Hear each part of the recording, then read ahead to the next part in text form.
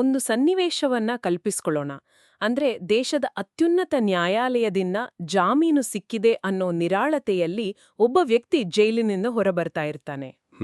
ಒಂದು ದೊಡ್ಡ ರಿಲೀಫ್ ಅದು. ಹೌದು. ಆದ್ರೆ ಜೈಲಿನ ಬಾಗಿಲಿನಲ್ಲೇ ಆತನಿಗೆ ಒಂದು ಶಾಕ್ ಕಾದಿರುತ್ತೆ.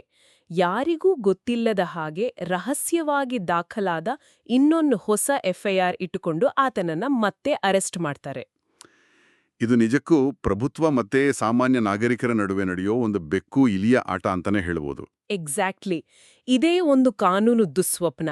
ಇಂದಿನ ನಮ್ಮ ಈ ಆಳವಾದ ವಿಶ್ಲೇಷಣೆಯಲ್ಲಿ ನಾವು ಬಿನಾಯ್ ಕುಮಾರ್ ಸಿಂಗ್ ಮತ್ತು ಜಾರ್ಖಂಡ್ ರಾಜ್ಯ ಪ್ರಕರಣದ ದಾಖಲೆಗಳನ್ನ ಎಳೆಯಾಗಿ ಬಿಡಿಸಿಡ್ತಾ ಇದ್ದೀವಿ. ನಮ್ಮ ಮುಖ್ಯ ಉದ್ದೇಶ ಏನಂದ್ರೆ, ಈ ವ್ಯವಸ್ಥೆ ತನ್ನ ಅಧಿಕಾರವನ್ನ ದುರ್ಬಳಕೆ ಮಾಡಿದಾಗ ನಮ್ಮನ್ನ ಕಾನೂನು ಹೇಗೆ ರಕ್ಷಿಸುತ್ತೆ ಅನ್ನೋದನ್ನ ನೋಡೋದು.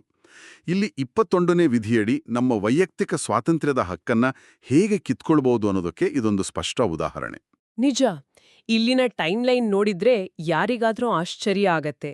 2010 ಅಂದ್ರೆ ಬರೋಬ್ಬರಿ 15 ವರ್ಷಗಳ ಹಿಂದಿನ ಒಂದು ಭೂ ವಿವಾದವನ್ನ ಈಗ 2025ರಲ್ಲಿ ಅಸ್ತ್ರವಾಗಿ ಬಳಸ್ತಾ ಇದ್ದಾರೆ.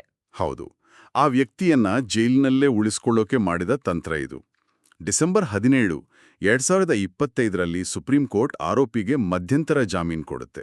ಆದ್ರೆ ಅದಕ್ಕೂ ಮುಂಚೆನೆ, ಅಂದ್ರೆ ನವೆಂಬರ್ನಲ್ಲೇ ಸರ್ಕಾರ ಗುಟ್ಟಾಗಿ 2 ಹೊಸ ಎಫ್ಐಆರ್ಗಳನ್ನ ದಾಖಲಿಸಿತ್ತಲ್ವಾ? ಖಂಡಿತ. ಜಾಮೀನು ವಿಚಾರಣೆ ನಡೆಯುವಾಗ ಈ ಹೊಸ ಎಫ್ಐಆರ್ಗಳ ಬಗ್ಗೆ ಸರ್ಕಾರ ನ್ಯಾಯಾಲಯಕ್ಕೆ ಚೂರು ಮಾಹಿತಿನೂ ಕೊಟ್ಟಿರಲಿಲ್ಲ. ಇದೇ ಸುಪ್ರೀಂ ಕೋರ್ಟ್ನ ಕೆಂಗಣ್ಣಿಗೆ ಗುರಿಯಾಗಿದ್ದು. ಇದೇ ಕಾರಣಕ್ಕೆ ಈ ಪ್ರಕರಣ ರೋಚಕ ತಿರುವು ಪಡೆಯುತ್ತೆ.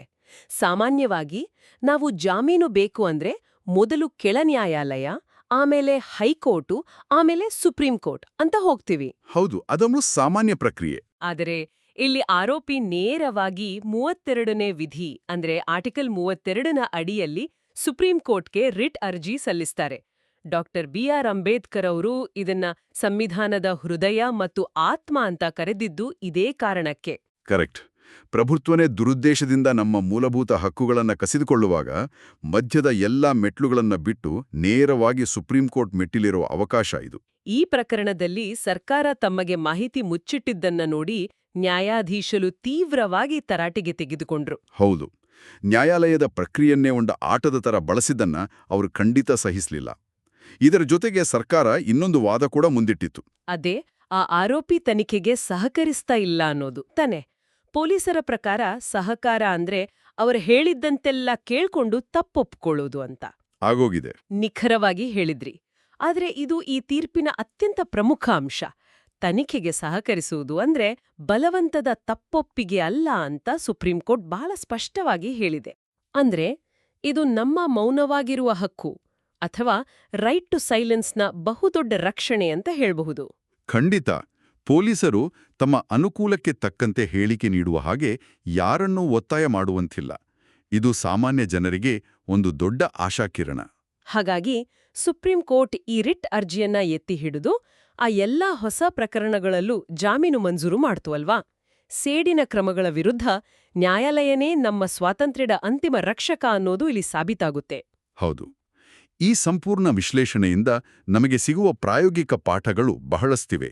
ಮೊದಲನೆಯದು, ಜಾಮೀನು ಸಿಕ್ಕಾಗಲೆಲ್ಲ ಉದ್ದೇಶಪೂರ್ವಕವಾಗಿ ಹೊಸ ಪ್ರಕರಣಗಳು ದಾಖಲಾಗ್ತಾ ಇದ್ರೆ ಅದು ಮೇಲಿನ ನ್ಯಾಯಾಲಯದ ಮೊರೆ ಹೋಗಲು ಬಲವಾದ ಆಧಾರ ಆಗುತ್ತೆ. ಹಾಗೆ ಕಾನೂನು ವೃತ್ತಿಪರರ ದೃಷ್ಟಿಯಿಂದ ನೋಡೋದಾದ್ರೆ ಇಂತಹ ತೀವ್ರ ದುರ್ಬಳಕೆಯ ಪ್ರಕರಣಗಳಲ್ಲಿ ಜಾಮೀನಿಗಾಗಿ 32ನೇ ವಿಧಿಯನ್ನ ಒಂದು ಸ್ಟ್ರಾಟಜಿಯಾಗಿ ಹೇಗೆ ಬಳಸಬಹುದು ಅನ್ನೋದು ತಿಳಿಯುತ್ತೆ.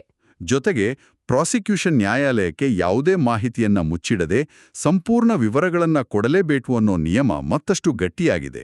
ನಿಜ. ನ್ಯಾಯಾಲಯ ಈ ಪ್ರಕರಣದಲ್ಲಿ ಮಧ್ಯಪ್ರವೇಶಿಸಿ ಆ ವ್ಯಕ್ತಿಯ ಸ್ವಾತಂತ್ರ್ಯವನ್ನ ರಕ್ಷಿಸ್ತು ಅನ್ನೋದು ಸರಿ. ಆದ್ರೆ ಈ ಸಂಪೂರ್ಣ ಸಂಚನ ರೂಪಿಸಿದ ವ್ಯವಸ್ಥೆಯ ಬಗ್ಗೆ ನಾವೆಲ್ಲರೂ ಯೋಚನೆ ಮಾಡಬೇಕಿದೆ.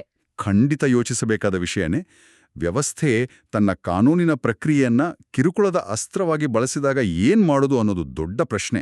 ಕೇವಲ ನ್ಯಾಯಾಲಯದ ಆದೇಶಗಳಷ್ಟೇ ನಮ್ಮ ರಕ್ಷಣೆಗೆ ಸಾಕಾಗುತ್ತಾ?